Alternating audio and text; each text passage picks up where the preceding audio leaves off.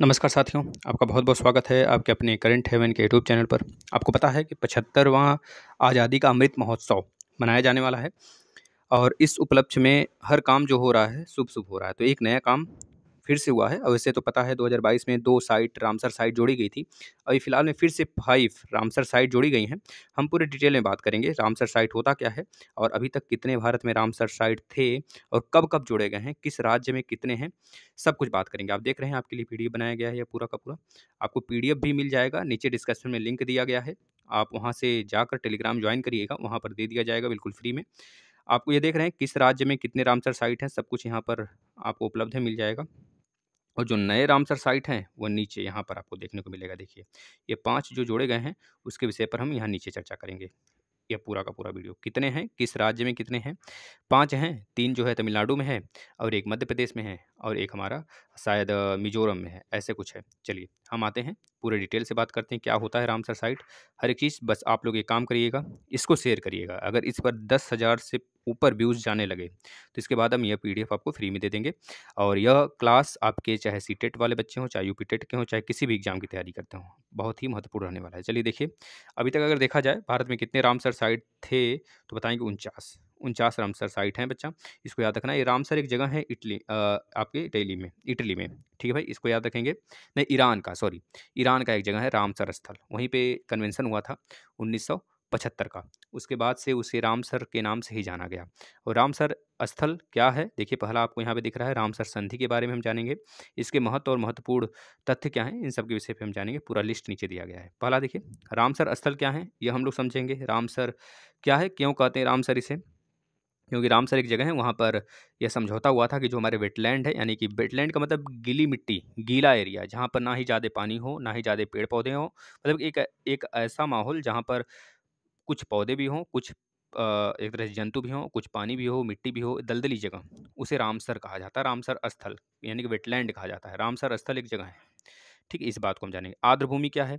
तो आर्द्रभूमि आप बता देंगे भैया, वही आर्द्रभूमि, आर्द्रभूमि का मतलब कि गीला भूमि, गीला भूमि का मतलब आप समझ सकते हैं कि गीली मिट्टी हो प्लस वहाँ पे कुछ पानी रुकी हुई हो, फिर उसके बाद वहाँ पे पेड़-पौधे हों, अन्य मतलब विजाति के बहुत बहुत बहुत सारे पेड़-पौधे हों, आपस में लिपटे-उपटे हों।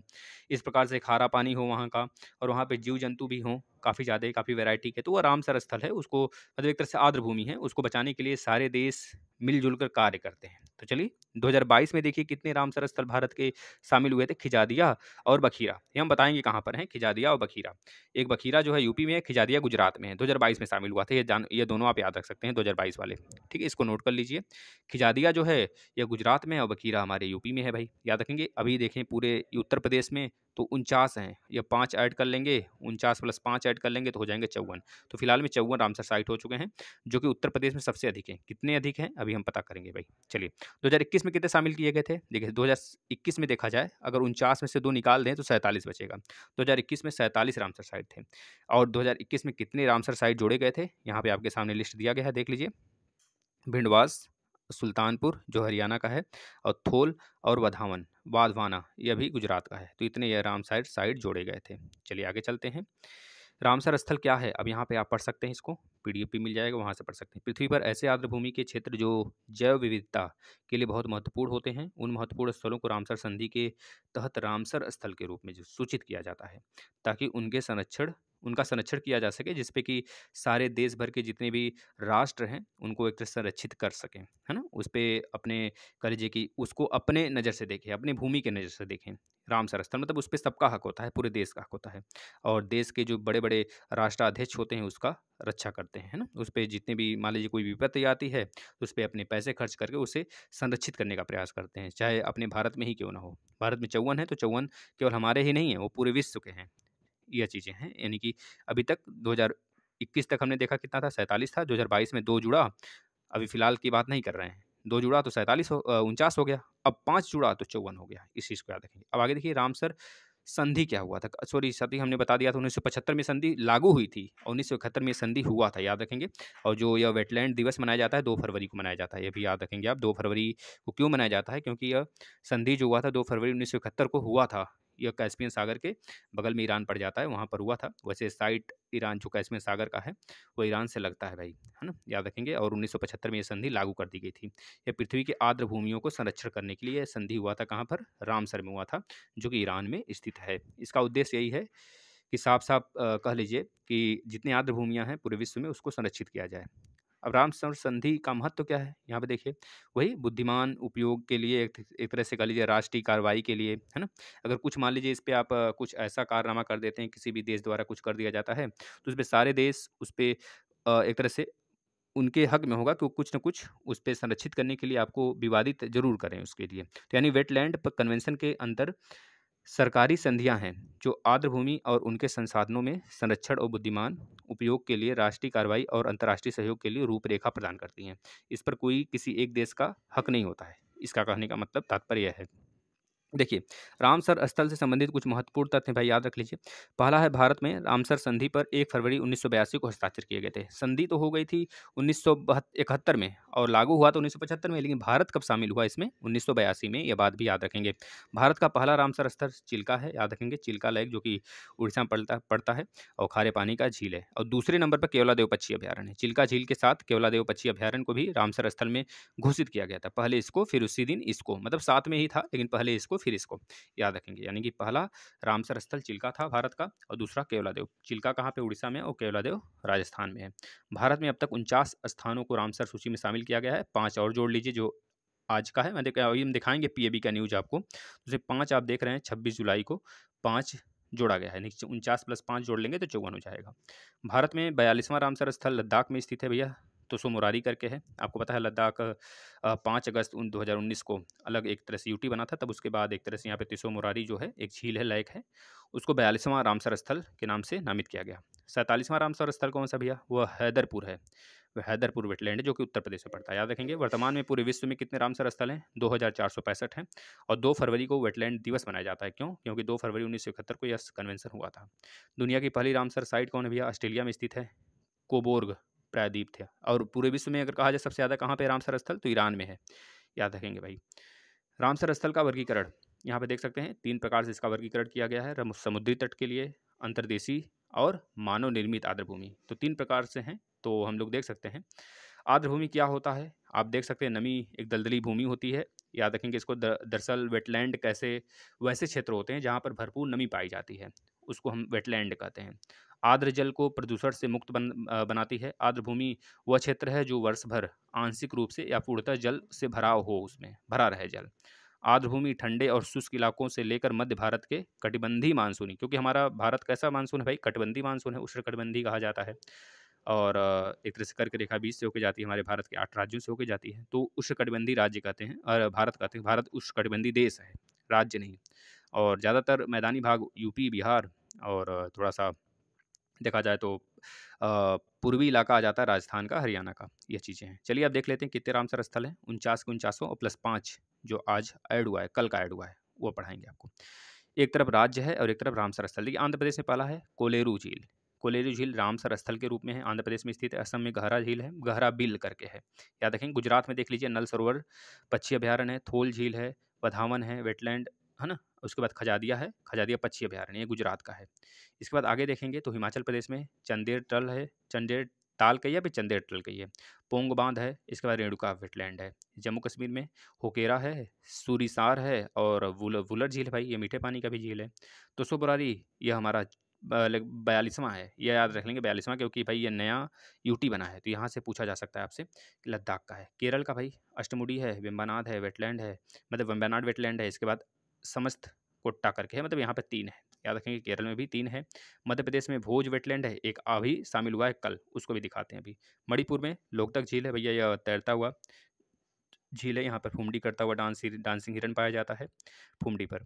उड़ीसा क्या है? उड़ीसा में भैया देख लीजिए, भितरकनिका है और चिल्का है, 2 चीज़ है, दोनों याद रखना। भितरकनिका में जो अर्ली विले टर्टल पाया जाता है यहाँ पर, और चिल्का आपका विश्व का खारे पानी का मतलब भारत का सबसे बड़ा खारे पानी का झील है, वो भी लैगून लेक। अब नीचे देखिए नेक्स्ट, पंजाब में देखिए काफ़ी ज़्यादा है भाई। हरीके झील है, कंजली झील है, रोपड़ है। और रोपड़ जो है या तो हमारा सिंधु घाटी सभ्यता भी है, आपको याद रखेंगे, सिंधु घाटी सभ्यता का स्थल है। कोसोपुर, मियानी म्यूनिटी रिजर्व, व्यास संरक्षण है, नांगल वन्यजीव अभ्यारण्य है और उसके बाद रूपनगर है। तो ये पंजाब का हो गया। राजस्थान में सांभर, केवलादेव, ये 2 हो गए। इसके बाद तमिलनाडु में 3 इस बार ऐड हुआ है भैया। कल का 3 ऐड हुआ है, उसको भी दिखाते हैं। अभी नामित किया गया है, पॉइंट कलिमेरे है और एक तरह से ये पक्षी अभयारण्य अभी एक ही है, अब 3 और ऐड कर दिए, 4 हो जाएगा तमिलनाडु में। त्रिपुरा, रुद्रसागर झील हो गया त्रिपुरा में। उत्तर प्रदेश में देख लीजिए सबसे ज़्यादा है भैया। ऊपरी गंगा नदी, बज्रघाट, नरौरा, खिंचाव, सांडी पक्षी अभयारण्य, हरदोई, समसपुर और उसके बाद रायबरेली। ठीक है, इसके बाद नीचे आ जाइए, यह देखिए ये पूरा का पूरा यूपी का ही है। नवाबगंज पक्षी अभयारण्य यूपी का है। उन्नाव समन पक्षी अभयारण्य, मैनपुरी अर्गा, इसके बाद गोंडा, सरसई नावर झील, इटावा सरोवर झील, या इसे कीथम झील भी कहते हैं, हैदरपुर वेटलैंड और बखीरा वन्यजीव अभयारण्य 49वें नंबर का यही था। पश्चिम बंगाल में 2 है, सबसे बड़ा पश्चिम बंगाल में अगर बोला जाए सुंदरबन डेल्टा। भारत में सबसे बड़ा रामसर स्थल सुंदरबन डेल्टा है ना। पूर्वी कोलकाता भी इसमें है। इसके बाद महाराष्ट्र में नंदूर, महादेश्वर, नासिक, लोनार झील है, जो कि कोरोना काल में इसका पानी पिंक हो गया था। उत्तराखंड में आसन झील है, उत्तराखंड याद रखेंगे भाई, आसन पूछा था। बिहार में एक है कबरताल, बहुत बार पूछा जाएगा आपसे, जो कि पिछली बार ऐड किया गया था 2021 में। हरियाणा सुल्तानपुर राष्ट्रीय अभयारण्य, ये याद रखेंगे। विंडवास वन्यजीव अभयारण्य, ये हरियाणा का 2 हो गया। अब यहाँ पर आपको खिजादिया के बारे में पढ़ सकते हैं। खिजादिया जो कि नया रामसर स्थल था 2022 में।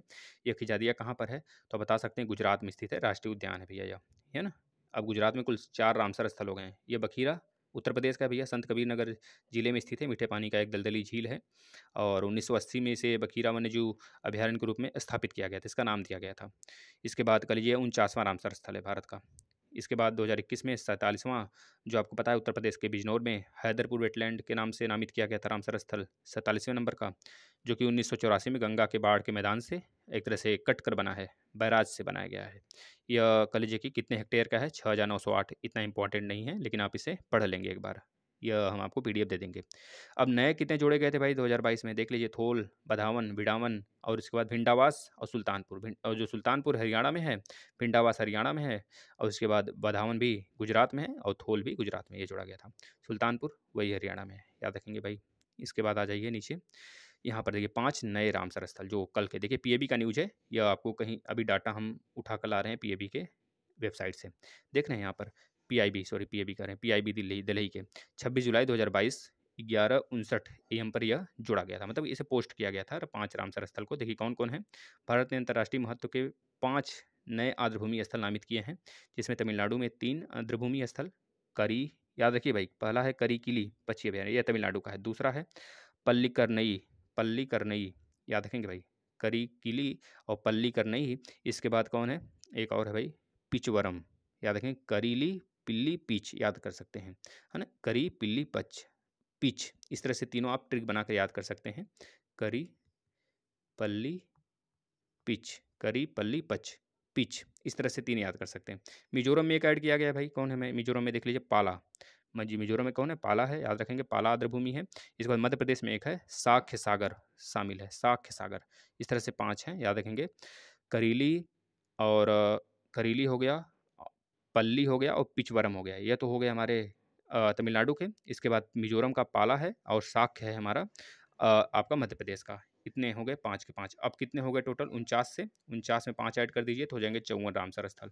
ये आपके रामसर स्थल हो गए पूरे के पूरे, जो कि आपके हर एक एग्जाम के लिए बहुत ही इंपॉर्टेंट रहने वाला है। आप इसे शेयर करिए इस वीडियो को, जिससे कि और भी प्रशिक्षु इससे लाभ ले सकें। और इसका PDF आपको चाहिए तो बिल्कुल भी निःशुल्क है भैया, आप लोग आकर प्लेलिस्ट नहीं आप कह लीजिए, नीचे लिंक भी उसका दे देंगे हम डिस्क्रिप्शन में।